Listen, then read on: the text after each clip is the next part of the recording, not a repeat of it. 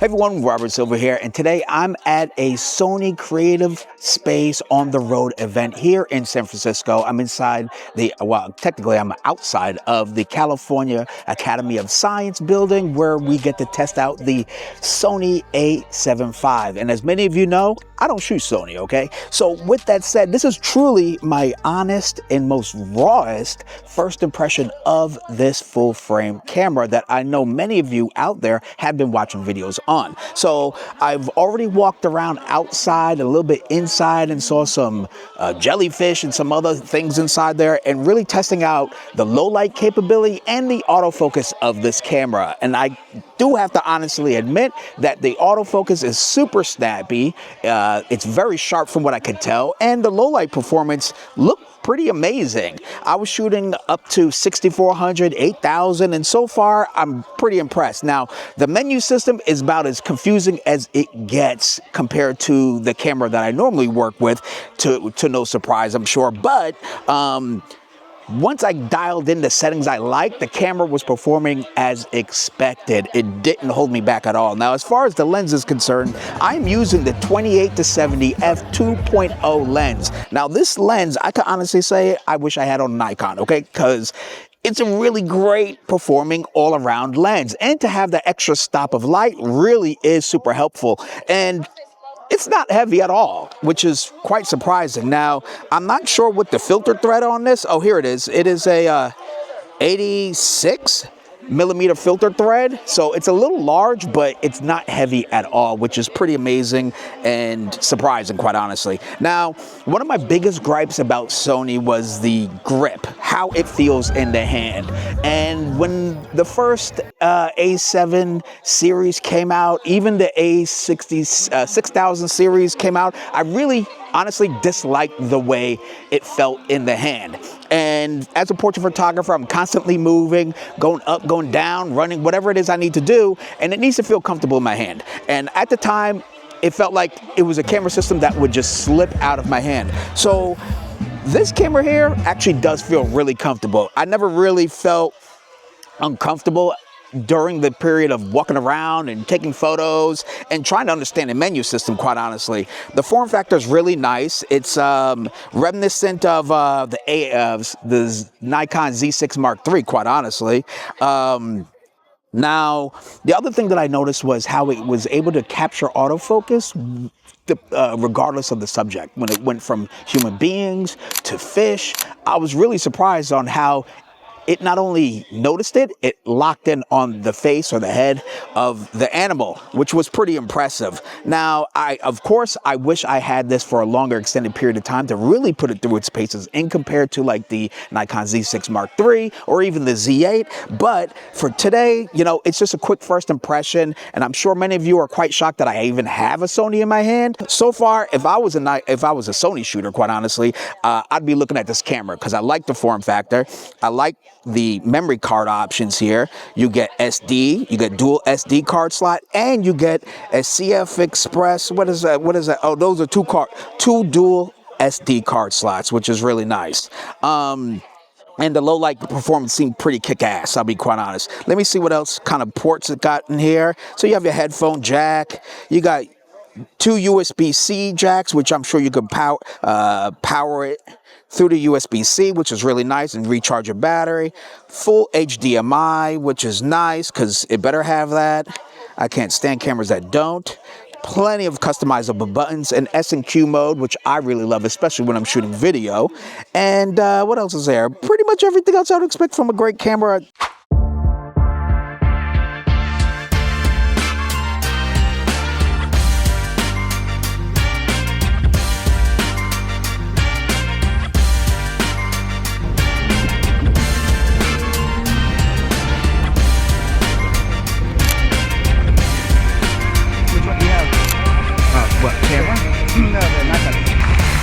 still trying to get gold. I wish I could borrow this for like 2 weeks. Give us like 5 Then I could really give it a good rundown, you know what I mean?